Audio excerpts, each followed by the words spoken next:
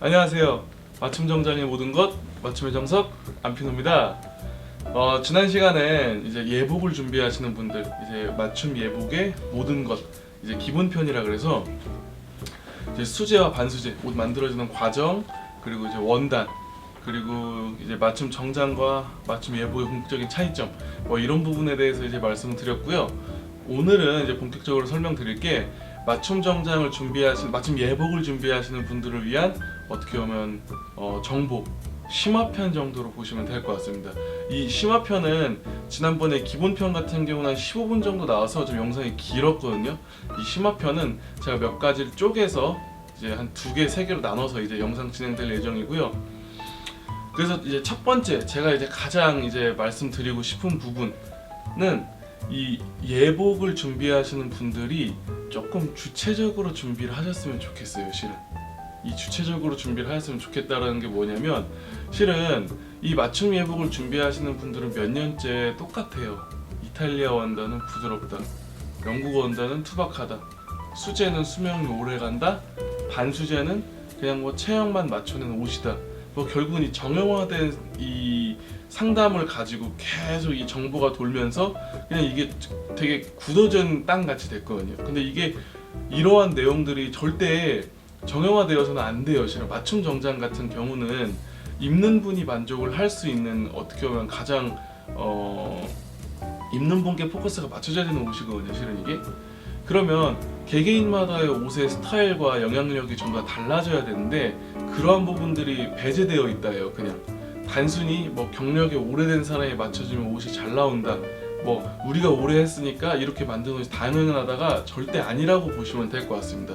그렇기 때문에 그 주체적으로 알아보셨으면 좋겠다라고 제가 드리는 말씀이, 여기서 한 가지를 좀 추리자면, 테일러샵마다, 맞춤 정장 테일러샵마다 고유의 디자인이 있다는 거를 어느 정도 인지하셨으면 좋겠어요. 실은 뭐 그냥 솔직하게 손님들 맞춤 정장의 뜻이 뭐라고 생각하세요? 내 몸에 맞는 옷, 그러니까 내가 좋아하는 옷은 옷이라고 생각을 그렇게 대답을 하세요, 저한테도. 근데 실제로 그러면 고객님께 잘 맞는 옷은 뭘까요? 라고 여쭤봤을 때 대답이 안 나와요.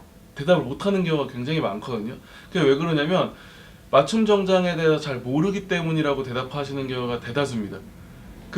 이게 정보는 없는데 내 몸에 맞는 옷이 맞춤 정장이라고 말씀을 해주시는데, 이게 결국은 저는 조금 모순이라고 보거든요. 이게 이 예복 시장 내에서의 정보가 워낙 그냥 누구나 알 수 있는 내용들, 그리고 그러면 안 되지만 잘못된 내용들까지 너무 와전되게 퍼져 있다 보니까, 그 예복을 준비하시는 손님들이 대부분 맞춤 정장도 처음 진행하시고, 더군다나 정장도 안 입는 분들도 굉장히 많으세요. 이제 그런 분들이 이제 좀 혼란을 겪을 수밖에 없죠.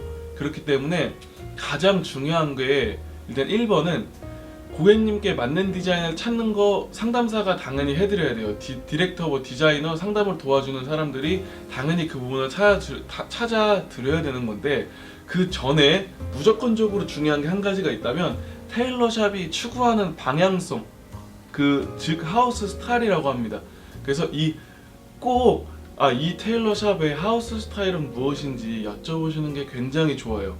뭐 우리는 40년 된 장인이 뭐 어떻게 옷을 만듭니다, 뭐 바느질로만 해서 뭐 고객님 체형에 한 땀 한 땀에도 제대로 만들어 드립니다, 이런 말도 안 되는 뻘소리 말고, 우리 테일러샵 같은 경우는 어느 부분을 좀 더 강조하며 어느 선을 통해서 어떻게 옷을 만들어내는 브랜드, 그 기본적인 스타일을 가지고 옷을 제작을 한다. 이게 어떻게 보면 하우스 스타일이에요. 무조건 입는 분들이 다 하우스 스타일에 맞춰져야 될 이유는 전혀 없어요. 그런데도 불구하고 어느 정도 이 테일러샵이 기본적으로 어떤 스타일을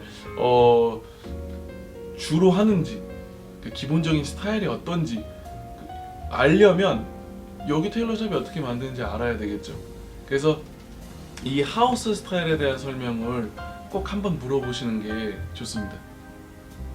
이제 상담을 도와주시는 이 상담사, 뭐 디자이너라고도 하고, 뭐 보통 뭐 디렉터라고 보통 얘기를 많이 하는데, 이 사람들이 이제 옷을 입혀주면서 이 가이딩을 얼마나 잘 해주느냐가 중요해요. 그래서 이 디자인을 무조건적으로 싱글 브레스트, 더블 브레스트, 뭐 이렇게만 있다라고만 생각하시기보다는 조금 이 옷이, 그러니까 저는 개인적으로 맞춤 예복을 준비하시는 분들은 정장을 처음 진행하시는 경우가 많다 보니까 이 디자이너, 디렉터가 어느 정도 가이딩을 좀 해주면 좋겠다라고 저는 생각을 하거든요. 아무래도 저도 이제 하다 보니까 제가 손님들께 선택권을 모든 걸 드리기보단 제가 어느 정도 제가 지금까지 경험을 하는 이 디자인적인 부분을 어떻게 보면 조금 걸음삼아 좀 권해드립니다. 그냥 조금 디자인적으로 고객님은 체형이 이렇게 하니까 약간 이런 식으로 라펠을 조금 이렇게 했으면 좋겠고, 어깨는 이런 식으로 했으면 좋겠고, 허리 라인 어느 정도로 들어갔으면 좋겠으며, 뭐 바지 라인이나 이런 부분 어떻게 했으면 좋겠다, 어느 정도의 가이딩을 좀 해드리는데,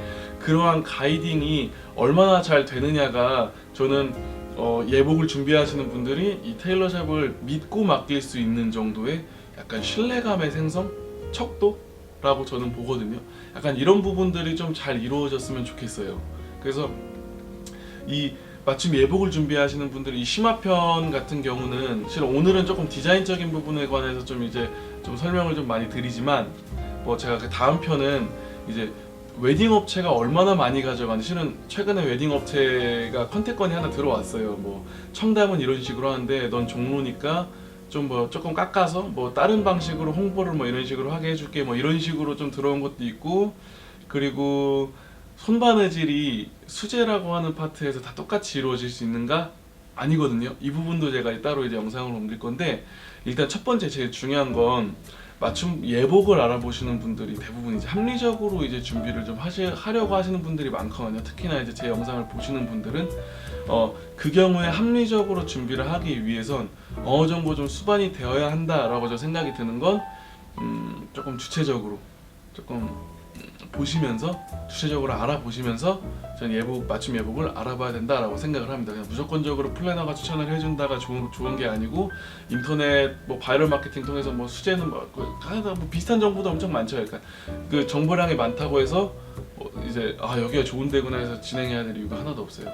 맞춤 예복만큼은 진짜 어떻게 보면 결혼 준비하는 부분에 있어서 가장 어떻게 보면 안 좋은, 속된 말로 안 좋게 얘기한다면 좀 덤태기를 좀 많이 쓸 수 있는 좀 분야이기도 하고, 아무래도 보통 결혼을 신부님들이 보통 준비를 많이 하시는데 신부님들의 정보가 가장 없는 곳이 예복이다 보니까 약간 그렇게 될 수 있는데, 조금 더 테크니컬하게 좀 더 전문적으로 좀 더 알아보신다면 디자인적인 부분은 첫 번째로 조금 좀 알아보시면서 접근하셨으면 좋겠습니다. 왜냐면 결국은 맞춤 예복도 맞춤 정장이고, 이 맞춤복은 입는 분이 입었을 때 뭐 몸에 딱 맞는다는 기준을 넘어서서 예뻐야 됩니다. 예뻐야 되기 때문에 그 예쁜 옷을 찾기 위해선 당연히 디자인적인 부분의 수용이 얼마나 잘 이루어져야 되느냐, 이게 되게 중요하죠. 그래서 오늘은 일단 여기까지만 하고요. 짧게 찍으려고 했는데 이것도 굉장히 좀 길어졌네요. 그래서 뭐 심화편이니까 이런 식으로 뭐 좀 길더라도 오늘은 디자인했으니까 다음번엔 그 손바느질에 대한 설명 따로 드리고, 그 다음번엔 마지막으로는 이제 그 예복 알아보시는 분들, 그 웨딩 업체 이제 저 컨택한 썰까지 같이 해서 이 예복 총정리 마치도록 하겠습니다. 그래서 오늘은 일단 디자인까지만 하겠습니다. 오늘 고생하셨습니다. 감사합니다.